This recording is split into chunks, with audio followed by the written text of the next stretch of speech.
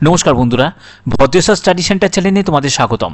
পঞ্চায়েতে নিয়োগ 2024 পঞ্চায়েত কর্মীতে নিয়োগ করা হচ্ছে 23 জেলায় পঞ্চায়েত কর্মী। নোটিফিকেশন প্রকাশিত হয়ে গেছে, যেখানে উচ্চ মাধ্যমিক পাস যোগ্যতা থাকলেই কিন্তু তোমরা আবেদন করতে পারবে। আবেদনের শেষ তারিখ 10ই ফেব্রুয়ারি 2024। কোনো অভিজ্ঞতার প্রয়োজন নেই, শুধুমাত্র উচ্চ মাধ্যমিক পাস যোগ্যতা থাকলেই আবেদন করা যাবে। তো সম্পূর্ণ বিস্তারিত তথ্য অবশ্যই তোমরা এই ভিডিওর মাধ্যমে তোমরা জানতে পারবে, কমপ্লিট একটি ইনফরমেশন এই ভিডিওর মাধ্যমে। তো মূল ভিডিওতে যাওয়ার আগে প্লিজ একটাই রিকোয়েস্ট, চ্যানেলটাকে অতি অবশ্যই সাবস্ক্রাইব করে বেল আইকন অল করে নাও এবং ভিডিওটাতে এখনই একটা লাইক করে দাও। তো চলো মূল ভিডিওতে চলে যাচ্ছি। এখানে তোমরা দেখতে পাচ্ছ যে আবেদন সংক্রান্ত শর্তাবলী ও আবেদনপত্র জমা করার যে সময়সীমা যেটি আছে, তোমাদের আবেদন করতে গেলে অবশ্যই কিন্তু এই recruitment.dd.in এই ওয়েবসাইটে কিন্তু তোমাদের ভিজিট করতে হবে। এর লিঙ্ক আমি ডেসক্রিপশানে দিয়ে দেবো, সেখান থেকে তোমাদের সম্পূর্ণ অনলাইন মোডে কিন্তু আবেদন করতে হবে। এখানে কিন্তু কোনো রকম অফলাইন মোডের কিন্তু অপশান থাকছে না, অর্থাৎ তোমাদের আবেদন করার সময় কিন্তু তোমরা এডিট অপশান কিন্তু নাও পেতে পারো, অর্থাৎ খুব কেয়ারফুলিভাবে আবেদন কিন্তু করতে হবে। এখানে আবেদন শুরু হয়েছে 17ই জানুয়ারি থেকে এবং আবেদনের তোমাদের লাস্ট ডেট 10ই ফেব্রুয়ারি 2024। অনলাইনে আবেদন করার সময় প্রয়োজনীয় যেসব ডকুমেন্টসগুলো রেডি রাখতে হবে, যেগুলো স্ক্যান কপি তোমাদের ওয়েবসাইটে আপলোড করতে হবে, সেগুলোর হচ্ছে সাম্প্রতিক সময়ের, মানে যেটি 6 মাসের মধ্যে যদি তোমার কোনো ছবি যদি তোলা থাকে, পাসপোর্ট সাইজের ছবি, সেটিকে আপলোড করবে। তারপরে হচ্ছে আবেদনকারীর স্বাক্ষর, সচিত্র পরিচয়পত্র, যেখানে তোমরা ভোটার কার্ড দিতে পারো। তারপরে হচ্ছে আধার কার্ড দিতে পারো, ঠিক আছে, আধার কার্ড দিতে পারো বা প্যান কার্ড দিতে পারো, যে কোনো একটি কার্ড তোমরা দিতে পারো। তারপরে হচ্ছে তোমাদের জন্ম তারিখের প্রমাণপত্র হিসাবে মাধ্যমিকের অ্যাডমিট কার্ড দিতে পারো, রেজিস্ট্রেশন, তারপরে পাস শংসাপত্র মানে সার্টিফিকেট, প্রবেশপত্র, অ্যাডমিট কার্ড, তো এই সব কিন্তু তোমরা দিতে পারো। এগুলো কিন্তু সবই তোমাদের সেলফ অ্যাটেস্টেড করে কিন্তু রেডি রাখতে হবে। তারপরে জাতিগত শংসাপত্র, তোমাদের কোন কাস্ট সার্টিফিকেট আছে সেই কাস্টের তোমাদের সার্টিফিকেট দিতে হবে। সর্বোচ্চ শিক্ষাগত যোগ্যতা, দেখো এখানে বলে রাখি, যোগ্যতা যেটি চাওয়া হয়েছে উচ্চ মাধ্যমিক পাস, কোনো পার্সেন্টেজ অফ ব্যাপার নেই, তোমরা জাস্ট পাস হলেই কিন্তু আবেদন করতে পারবে। যে কোনো শাখায় উচ্চ মাধ্যমিক পাস হলেই আবেদন করা যাবে। তার সার্টিফিকেটও কিন্তু প্রয়োজন। স্থায়ী বাসিন্দার সচিত্র শংসাপত্র, তোমরা জানো জেলাভিত্তিক যেহেতু নিয়োগ, তো সেই জেলাভিত্তিকের কিন্তু তোমাদের স্থায়ী বাসিন্দার কিন্তু সার্টিফিকেট, সেটিও কিন্তু তোমাদের প্রয়োজন, অর্থাৎ রেসিডেন্সিয়াল সার্টিফিকেট। এই রেসিডেন্সিয়াল সার্টিফিকেট কোথায় পাবে? তোমরা কাউন্সিলরের কাছ থেকে পেয়ে যেতে পারো, বা তোমরা এসডিও অফিস থেকে নিয়ে নেবে, বা বিডিও অফিস থেকেও কিন্তু তোমরা পেয়ে যাবে, ঠিক আছে। এই সব জায়গায় কিন্তু তোমরা পেয়ে যাবে, মিউনিসিপ্যালিটি জায়গায় তোমরা পেয়ে যাবে, এরিয়ায় পেয়ে যাবে। তো সেখানেই তোমাদের যে আই কার্ড নিয়ে যাবে, যে কোনো একটি Aadhaar card, voter card, PAN card নিয়ে যাবে, এবং তোমরা চাইলেই কিন্তু তারা একটি তোমাদের রেসিডেন্সিয়াল সার্টিফিকেট দিয়ে দেবে। প্রতিবন্ধী যারা আছো তারা কিন্তু প্রতিবন্ধী সার্টিফিকেট নিয়ে নেবে। তো এইগুলো কিন্তু তোমাদের প্রয়োজনীয় ডকুমেন্টস, এগুলো কিন্তু তোমাদের লাগবে যখন তোমাদের ফাইনাল সিলেকশনের সময় কিন্তু ডিভি যখন হবে, তখনও কিন্তু এগুলোর কিন্তু প্রয়োজন হবে। ওকে, আচ্ছা, এখানে দেখো তোমাদের শিক্ষাগত যোগ্যতার ব্যাপারটা কিন্তু বলা আছে যে উচ্চ মাধ্যমিক পাস, তোমরা যদি উচ্চ মাধ্যমিক বা সমতুল্য যদি পাস করে থাকো, তাহলেও কিন্তু এখানে আবেদন করতে পারবে।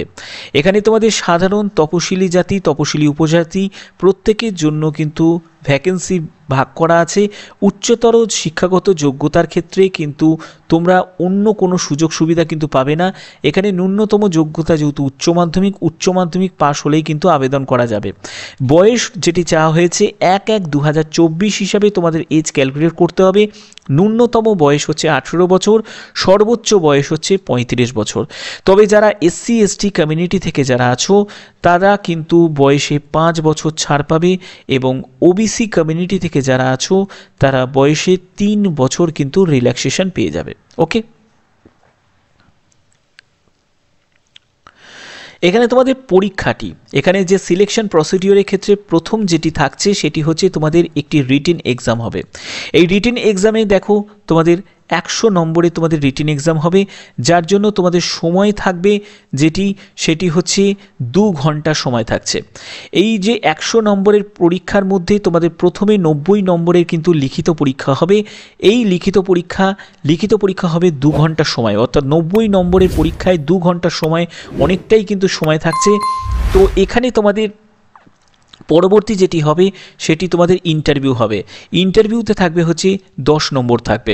তো এখানে দেখো 90 নম্বরের লিখিত পরীক্ষার মধ্যে তোমাদের বাংলা ভাষায় 150 শব্দের একটি রচনা লিখতে হবে, 10ম শ্রেণী মানের 15 নম্বর থাকবে। পাটিগণিতের 10ম শ্রেণী মানের থাকবে, সেখানে 20 নম্বর থাকবে।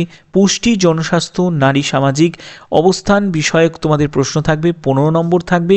তারপরে ইংরাজি বিষয়ের তোমাদের প্রশ্ন, যেটি 10ম শ্রেণী মানের 20 নম্বর থাকবে।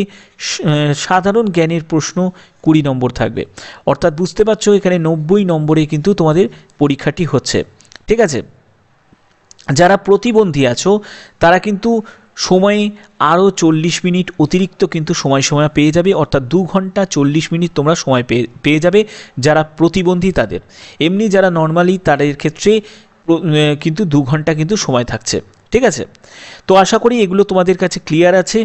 ইংরাজি ব্যতীত, মানে ইংরাজি ছাড়া বাকি সকল প্রশ্ন কিন্তু বাংলায় হবে। অর্থাৎ তোমাদের অনেকের কোয়ারি থাকে যে স্যার প্রশ্নপত্রটা কিসে পাবো, বাংলায় পাবো। তো এখানে কিন্তু ক্লিয়ার করা আছে যে বাংলাতে কিন্তু প্রশ্নপত্র পাবে, ইংরাজি ছাড়া। ইংরাজি তো স্বাভাবিক ব্যাপার, ইংরাজিতেই থাকবে। তো এখানে দেখো যে রচনা লিখন হবে, যেখানে তোমাদের ছাড়া বাদবাকি কিন্তু তোমাদের মাল্টিপল চয়েসের টাইপের প্রশ্ন হবে। লিখিত পরীক্ষায় উপরোক্ত রচনা লিখন, পাটিগণিত 10ম শ্রেণী, পুষ্টি, জনস্বাস্থ্য, তারপরে হচ্ছে ইংরাজি ভাষার সরল এবং প্রাথমিক জ্ঞান, এগুলো কিন্তু টাইপের তোমাদের প্রশ্ন থাকবে। সর্বমোট ন্যূনতম 30 নম্বর না পেলে কোনো প্রার্থীকেই কিন্তু মৌখিক পরীক্ষার জন্য কিন্তু বিবেচিত করা হবে না। অর্থাৎ তোমাকে কিন্তু এই 90 নম্বরের পরীক্ষার মধ্যে 30 নম্বর কিন্তু তোমাকে পেতেই হবে, তাহলেই কিন্তু তোমরা এই 10 নম্বরের যে ইন্টারভিউ হবে সেই ইন্টারভিউতে ডাক পাবে, না হলে কিন্তু ডাক পাবে না।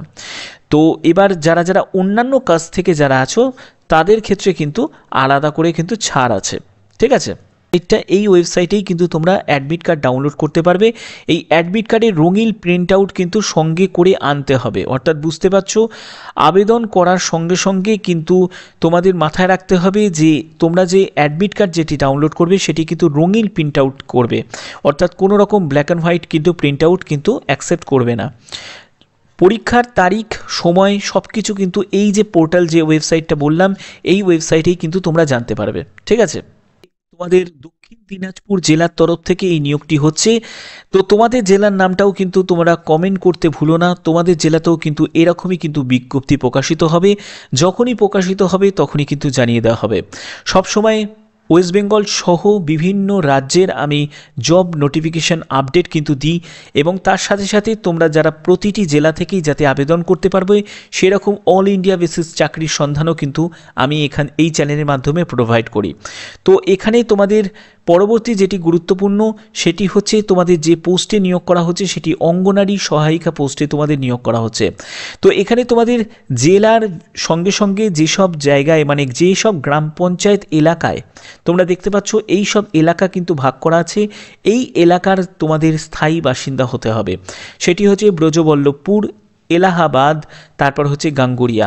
এই জেলার কিন্তু তোমরা এই গ্রাম পঞ্চায়েত এলাকার যদি তোমরা বাসিন্দা যদি হয়ে থাকো তাহলেই কিন্তু তোমরা আবেদন করতে পারবে। ওকে, তো তোমাদেরও কিন্তু জেলার সাথে সাথে তোমাদেরও কিন্তু এই লোকেশন ওয়াইজ ভ্যাকেন্সি কিন্তু প্রকাশিত হবে।